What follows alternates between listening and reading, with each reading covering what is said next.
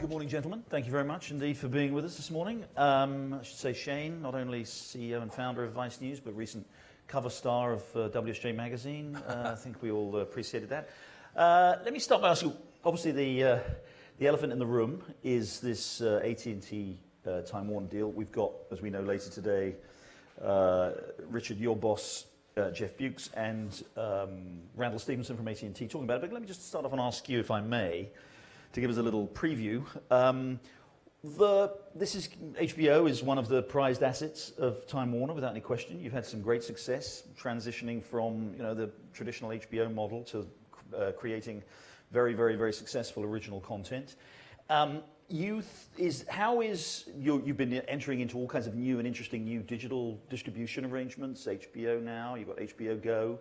How is, assuming, which is a big assumption, this AT&T deal goes through, how's it going to change life for HBO, one of the most important assets in the Time Warner empire? Well, I'm going to let Jeff obviously take the lead in talking about the deal. The only thing I would add is we just finished late this summer a deal with AT&T. The thing that was particularly exciting to us, and I think exciting to AT&T, is we built a deal which packages HBO across myriad platforms throughout AT&T. So it's wireless, it's broadband, it's satellite, and we don't care how they sell it. And the deal dynamics were such that a sub is a sub. So we built incentives for them to continue to grow and enhance penetration beyond where just DirecTV was. And I think for them, they know that our programming across all their platforms, whether it's wireless or whether it's broadband, is going to do very, very well. Their research backs that up. Our research backs that up. So the deal was very much a win-win for both companies. We got through it very quickly. No affiliate deal was easy, but I will tell you, to the extent that you can enjoy an affiliate negotiation, we happen to enjoy this, and we ended up in a very good place. So I think it's a bit of a template for what you're going to see going forward, which is kind of how agnostic we are about the different platforms we're distributing. There are going to be concerns from some other content companies that they're going to get squeezed by this in distribution way? No? Of course not. I mean, it would be utterly diseconomic for them, just as it would be utterly diseconomic for Comcast or anybody else, to squeeze out content providers with great content that the consumer wants. So I don't think that that's a concern at all, and I think Randall's made that very clear publicly already. Shane, so let's talk about this new collaboration, Shane, that you have with HBO, the Vice, the nightly news. Very different conception of nightly news from the one that people of my generation grew up with. How's it working? Has Vice gone mainstream, or has HBO gone hip? What's the? I'm sorry, I know Richard's going to object to not being. I do object. But go ahead, Shane. Tell us how's it working. Well, I mean, Richard can say how it's working. Well, you tell us how it's working for you. I mean, what's changing? How is it changing Vice? Well, for us, it's amazing. It's for us. We try to reinvent ourselves every year, every 2 years. When we first went into news, people said, "What? How is that going to happen?" And then we became the fastest growing news platform in the world. We did our deal with Richard, and that's been, I think, a great success, and we both had a great time doing it. And it was actually Richard's idea. He came up and said, we should be doing this nightly. There's been no new nightly news show. And when we looked at it, we said, that's true. And the reason why Vice News is successful is because there was this sort of misconception, a given, if you will, that young people don't care about news, they don't care about international news, et cetera, all of which, as we realize now, is completely untrue. They just didn't like, the way news was presented to them. And by the way, there was a lot of holdover from the invasion of Iraq and Afghanistan and collusion and all these things. So we said, let's try to reinvent a news program where we don't have a voice of God anchor, where we go and we press record. We give people the benefit of the doubt. They can figure this out for themselves. And also, it's sort of like, a lot of people now get their news through, let's say, internet letters or Facebook news feeds or Twitter news feeds. And it basically has the feel of a combination of an old newspaper with the graphics flipping around. We do a lot of graphics, as well as a sort of email newsfeed that you get every morning that will pop on all the stories and then go deeper into underreported stories or what have you. And I think that way you can have young people who can say, oh, I know about this, and I know about this, and I understand this about the election, and I know what's going on in Mosul. And it's been incredibly successful. And how's, I mean, when you say successful, can you tell us how successful? I mean, you're probably not going to give Richard, tell us some numbers? It's doing very, very well on digital, which was, of course, exactly what it was designed to do. But let me say a word about how big is the Shane. digital audience? Well, our digital audience, of course, between HBO Now and HBO Go, when you conflate them, is as big as pretty much the entire HBO subscriber base, right? Because all HBO Go is an extension of our linear subscription, except you can get it digitally. So, but how many people have activated? I mean, how many people are actually doing that? Hundreds of thousands. Hundreds of thousands within the first 2 weeks. Okay. Yeah. Let me just say a word about these guys and why we did this and why we're so excited about the future with them. First of all, one of the most important things we do for a living is choose talent, because we're in the talent business, we're in the storytelling business, and we're as good as the artists and the storytellers that come in to work with us. We feel that the DNA of Vice and the orientation of what Vice does in terms of how it crafts news and uses their voice to talk to millennials about the complexity of the world is really differentiated from anything else out there. So when we looked at the show and we looked at the way the show was resonating inside HBO, it just became a natural extension for us to talk about new dimensions of what we could do with Vice. We added a whole series of documentaries, which Shane has produced. Last year he did one on cancer, he did one on ISIS, he did one on prison reform, all of which did multi-millions of viewers. And we have one coming at the end of this year, which Shane produced, which takes a look at kind of the ossification of the American political system. He has the president, he has former Speaker Boehner, former Minority Leader Cantor. He has a whole range of voices talking retrospectively about how we got into this mess. I don't think there's anything like it that's been done. It's nonpartisan, and it takes a look at how we got here, and I think suggests some ways that maybe we get out of this. So that just invited the idea of a daily news show where we took that voice and that sensibility and brought it to HBO. And nonpartisan enough. Absolutely. Nonpartisan enough for Donald Trump.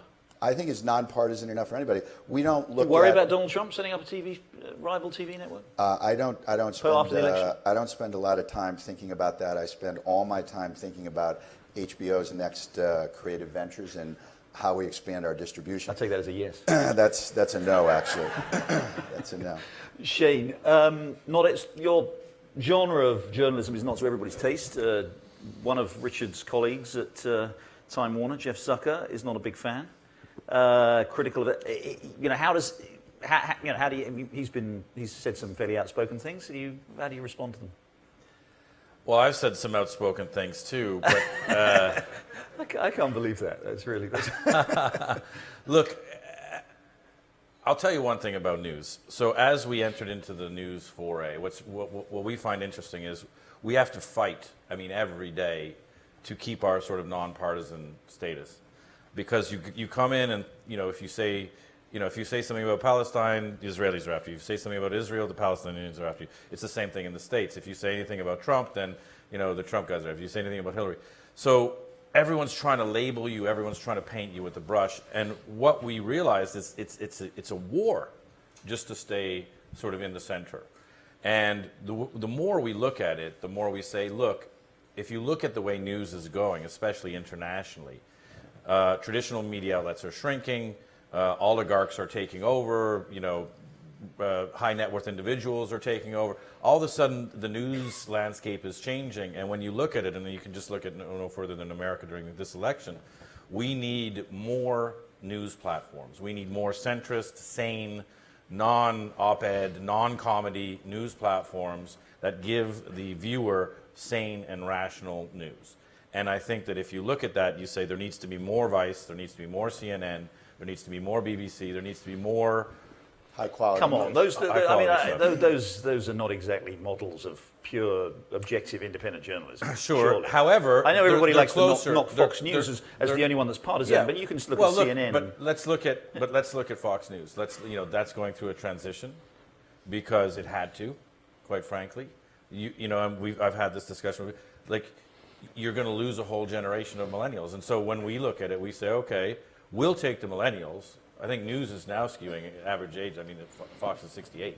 So we'll take the millennials. You can have the 68-year-olds, and we'll see who wins. But if Vice's model of good, thank you very much. We'll keep on. Vice's model of news is to model itself on CNN's objective non-partisanship. That's not what I said. You're going after the same audience. That's not what I said. What I said is there needs to be, and I think you can see it in the UK. What happened with Brexit? What happened with the press in Brexit? You see it here with what happened with Trump, because Trump meant ratings. And so I think what you need are you need more centrist, sane news gathering organizations. What they're doing, and if you watch the Daily News Show, which you should, and if you watch the Weekly Show, which you should, is they're bringing context to complexity.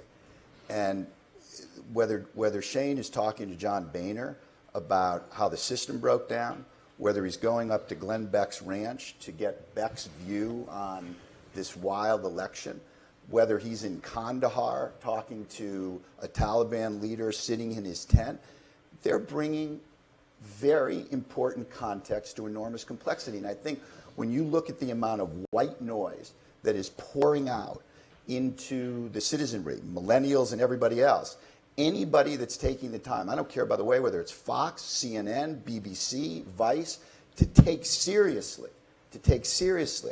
explanation and context in this very complicated world, I salute them. So I think Jeff's doing a great job. I think CNN's done a marvelous job through the election, building out their brand. Their reporters are intrepid. They're all over the world. His guys are intrepid. They're all over the world. And by the way, I'll say one thing about him. He is not running around the world staying at the Four Seasons. He's running around the world in dangerous places, in North Korea, in Iran, in Afghanistan, in Somalia, all over the world. He's doing brave reporting. CNN's doing brave reporting. I think there's room for both. And I think if both are playing their game at their highest levels, that enhances the national and international conversation. That's a good thing. Couple of questions for you off the direct issue of news before I come to questions from the audience. There's a lot of concern. We had Reed Hastings last night. Shane here, Richard. I think you just arrived just a bit too late for him.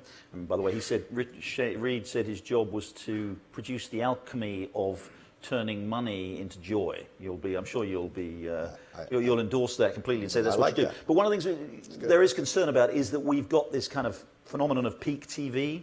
There's a tremendous amount of content being produced, and whether it is obviously in the news field, whether it's in drama and entertainment, a lot of what HBO has done very successfully, what Netflix is doing it, Amazon's in that field, obviously the traditional studios, the movie studios, the TV studios doing that. There's a concern that there's just too much demand for content. Are you having trouble finding those kind of you've had some successes, but you've had some other issues that didn't work out so well?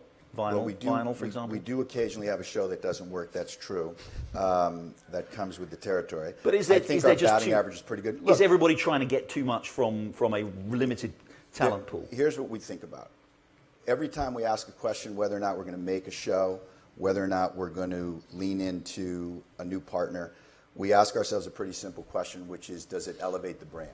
Because we're in the business of selling subscriptions, which means we're in the business of selling a brand. And what we want to do is to curate across our network great entertainment and create new addicted subscribers, build obviously a base of future subscribers in the millennial world who look at HBO and say, I need to have this in my package.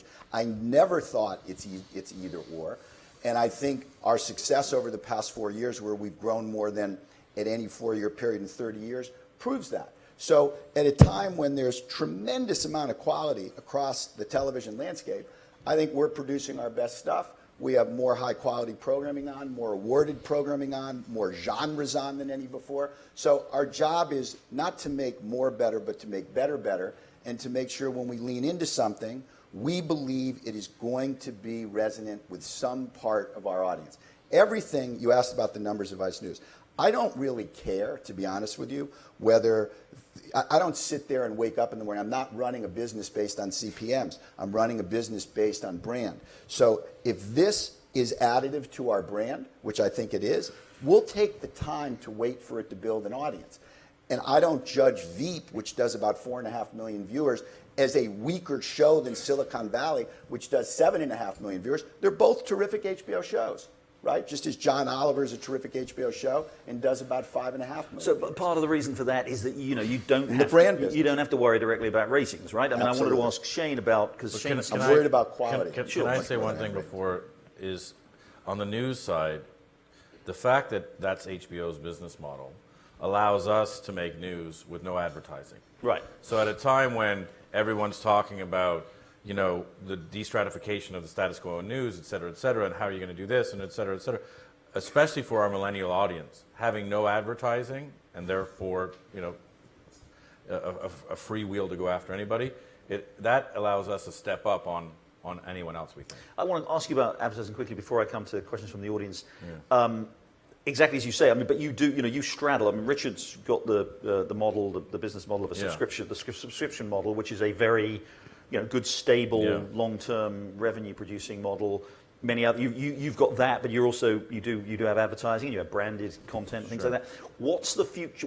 There's a lot of concern, a lot of questions about advertising. We're seeing it in the news business, but we're seeing it obviously in TV more generally, in video more generally. Where are you happy straddling that divide, or do you think over time everybody's going to go more towards the subscription model there and leave the advertising to Facebook and Google and? Well, I think it's going to be a combination of a bunch of things. So we saw a couple of years ago, the problem with, I could go into them. So there's, ad blocking, there's bots, there's engagement times, there's DVRs, so there's a whole generation that came up on bespoke with no ads because of HBO and Netflix, for example. So we looked at that and we said, okay, we were one of the first to develop native advertising online, and we said, okay, we need to port that to TV, right? And I think, one of the things that we learned with Viceland is that we have the number 2 in networks of stickiest promos. So people are staying to watch it because we intertwingle it with the TV. And I think that you have to have, in your business model, you have to have, so to answer your question, you need subs, you need advertising, but in a different way. You need, where the majority of our money is coming in our growth now, is licensing money. When you say advertising in a different way, you do mean custom content, branded and custom content. You need relationship with brands to come in whatever fashion, which means you need an in-house agency to create this stuff. You need strategy, you need all that stuff, which a lot of companies aren't doing, which is why they're having trouble. And then you need licensing money. The great thing about our relationship with HBO is, we can create stuff in a sort of beautiful bubble with them that we can then sort of repackage and put out on digital platforms or put it out internationally. So I think if you look at that and you look at our expansion globally, we're putting it on all 3 screens, 1 screen OTT, and that's a huge influx of cash. Quickly, questions. We've got a few minutes for 1 or 2 questions from the floor. There's someone right at the back there, please. I think there are microphones circulating. Can we get a microphone there right at the back? Sorry. Oh. So that's going to take rather long. Hi, The Vivi. tyranny of geography, I'm afraid, still applies even in the digital world. Sorry, Rick. Hi, Lucian. Perhaps you could move towards the microphone. That might help. Oh, okay. Hi, Jennifer Van Grove. I'm a reporter at the San Diego Union Tribune. So you talked about being in the business, Richard, of selling subscriptions. How do you guys approach the shared login aspect of younger generations? I myself love HBO content, but I don't pay the $15 a month to access it. And I hear from a lot of people that that's very common.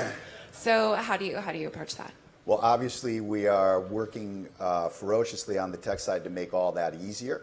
And on the HBO Go side of the equation, of course, the authentication process in the early days was a little cumbersome. It's getting easier and easier as we learn, and the same thing is true of HBO Now. So I think you'll see in the coming months that will be a much more seamless process. And you by the way, when you see how seamless it is, you should start paying your $15 a month for HBO itself. You're a content kleptocrat, as my boss likes to say. We've got time for one more quick question. Yes, over here, please. Hey, what is the cost of a nightly show for Vice? That's a good question. The real answer is I don't know, and I'll tell you why. Is because That's good to know. is because we actually have been running Vice News Tonight for about 2 months, but internally, right? And so we build a team, we build the infrastructure. We have 34 offices around the world that are all wired and sending it in, and we're cutting it in real time. So it actually gets cheaper the more you do. But when you first start out from scratch, hiring a team from scratch, building the studios, building the infrastructure, and building the bureaus in 34 countries, it's expensive. But as you have more and more shows coming, that price comes down. So in actual fact, what we're finding is as quality goes up, price comes down. So yeah, and I would add to that on the docu side of their work and on the Vice News, the weekly show side of their work, they're extremely cost efficient. And we just put together this documentary on the political process, from conception, when you and I first talked about the genesis of the idea, to Shane delivering a cut to us in two and a half months. 2.5 months. For a price that I would say is 30% under the traditional documentary cost that we pay for an average HBO hour. And I think that's because exactly what he just said. They work so efficiently with so many different people across the world. Exactly. We do and everything you have, in-house. and you have a lot of talent scattered all about. So I mean, we do everything, all post, sound, color, everything we do in-house. You should come by the Vice offices sometime, and I'll show you how we do it. Yeah. Ladies and gentlemen, we've run out of time, but thank you very much to Richard and to Shane. Thank you. Thank you.